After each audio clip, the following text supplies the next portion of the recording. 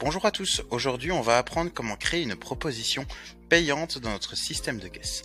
Alors pour commencer, qu'est-ce qu'une proposition payante? Alors, je vais vous montrer ça par un exemple. Ici, on a un article glace de boule avec une proposition qui n'est pas payante.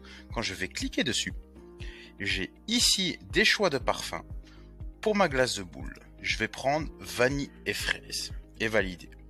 Ici à droite, comme vous pouvez voir dans la vente, mon article de base est de 3 €, j'ai un article de 3 € et mes propositions, eux, ne sont pas payants.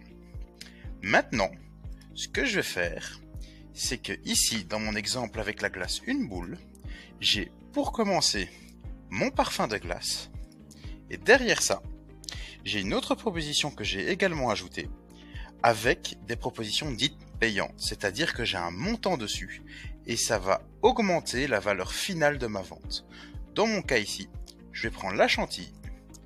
Du coup, vous aurez une glace une boule avec un parfum chantilly à 37, ce qui fait que vous aurez une vente de 1,80 €.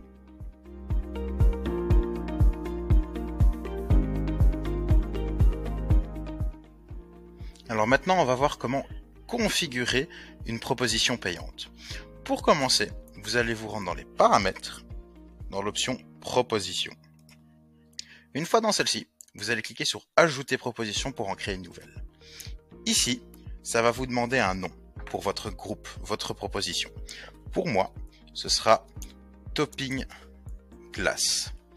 Je vais cliquer sur la petite flèche pour reporter en néerlandais et en anglais parce que je ne désire pas le traduire. Maintenant que c'est fait, ici vous avez le type.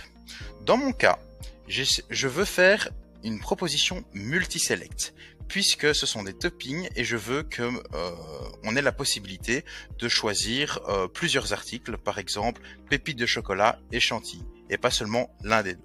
Donc je mets multi-select. Ici, j'ai article minimum et article maximum. Ce que je vais faire pour article minimum, c'est que je vais indiquer 0 €. Pourquoi? Parce que peut-être que le client ne désire pas de topping. Donc surtout que si dans mon cas, ce sera des toppings payants.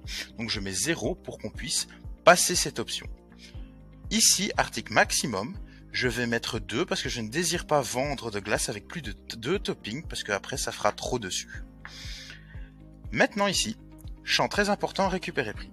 Ce qui se passe, c'est que dans mon groupe de ma proposition, vous avez des articles dedans qui auront un prix. Si je ne l'active pas, quand vous allez pointer l'article, il ne prendra pas le montant de l'article. Et si je fais récupérer prix, en le pointant, il va prendre le montant dont l'article a été configuré. Une fois que c'est fait, que j'ai donné un titre, sélectionné mon type, mon mode de proposition et activé le mode récupérer prix, on sauvegarde la création de la proposition. Maintenant, ce qu'il va falloir faire, c'est mettre les articles topping. Donc, j'ai créé une liste de 3 toppings à l'avance, qui sont ici présents dans ma hiérarchie glace, que voici. Vous avez chantilly, pépites de chocolat et vermicelle. J'ai donc créé 3 articles, chacun à 30 cents. Je les sélectionne tous les 3 pour qu'ils s'encodent dans ma proposition. Maintenant, désormais, donc je sauvegarde pour valider ma configuration. Et maintenant, désormais, j'ai une proposition où je récupère les prix. Donc, c'est-à-dire les 3 articles configurés à 30 cents, je récupérerai les prix de 30 cents. Maintenant, je vais prendre cette proposition et la mettre sur mon article. Ici, je vais aller dans mes desserts, sur ma glace une boule. Je vais dans sa configuration, dans les options de proposition. Vous avez actuellement déjà une proposition qui, elle, n'est pas payante pour le parfum de mes glaces, qui est ici. Je vais ajouter ma proposition de topping. Voici. Il est tout à fait possible dans notre système de mettre plusieurs propositions l'une à la suite de l'autre et elles s'ouvriront l'une à la suite de l'autre quand vous pointerez. Maintenant, je sauvegarde le fait d'avoir mis le topping glace sur mon article. Je sauvegarde ma matrice et je sors de celle-ci et je sors des paramètres.